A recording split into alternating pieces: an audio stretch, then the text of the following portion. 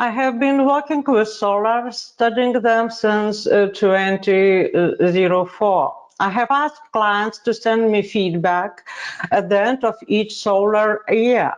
And I have learned a lot of useful things from them that I did not get from studying astrological theory. Today I will present a small snippet of them for your attention. Traditionally, the main purpose of solars is being able to accurately forecast personal events and life changes that are set in the birth chart. In this day and age, a self-aware person prioritizes cultivating balanced relationship, growing self-awarenesses, and creating holistic synchronicity with cycles of the universe.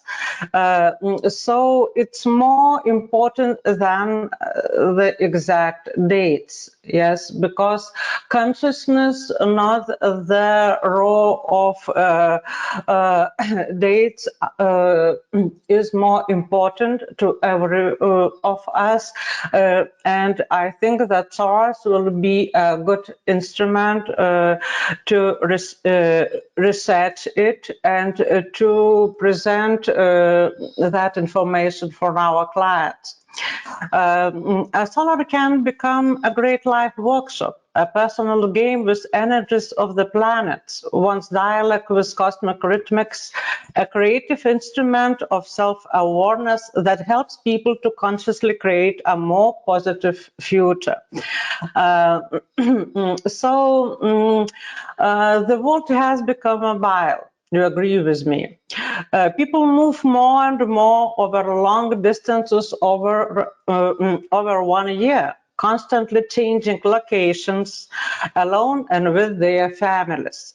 The typical astrologer's client is already like runners from the novel by the Nobel Prize winning Polish writer Olga Tokarczuk, if you heard about it. Man's increasing geomobility makes it more and more difficult to make accurate long-term annual prediction for him. Let us imagine a typical customer. Yes, he lives in Lithuania, works in Dubai for half the year, spends the summer in Italy, and returns home to Vilnius for the weekends. Both transits, directions, and progressions are tied to the person's location.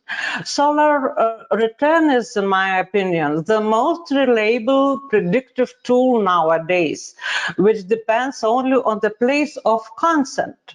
I choose that location carefully together with the client.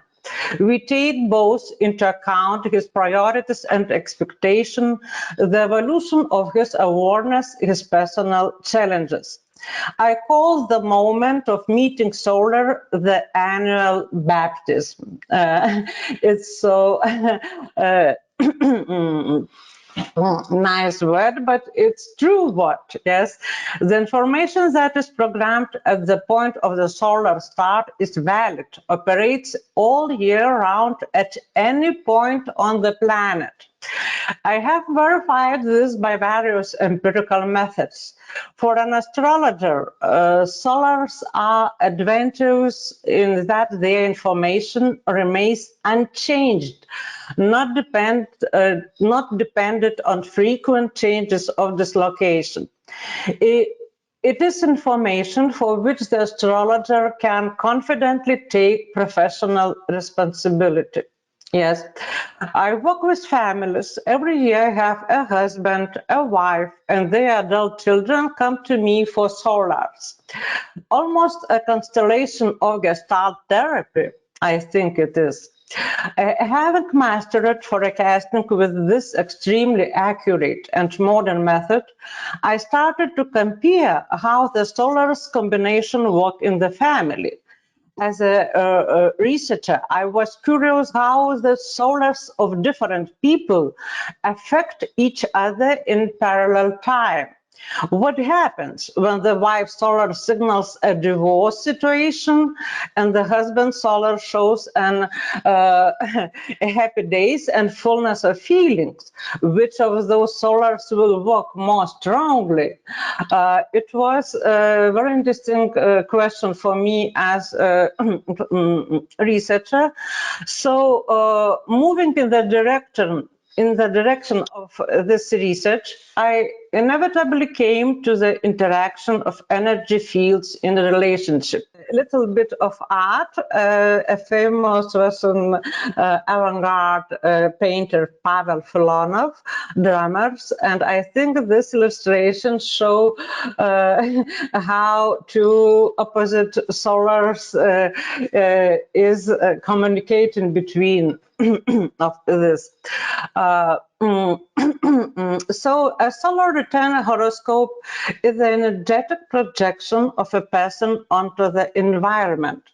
It is a year-long program of his or her energy fields in which the people who are in close, immediate interaction with him or her play a key role. They project certain planetary energies into the environment.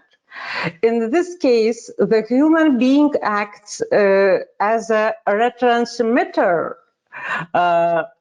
or generator, creating astroprojections. At the same time, he's influenced by the energy fields of his surroundings as described in the solar. In this case, his brain, his consciousness acts figuratively as a receiver. So,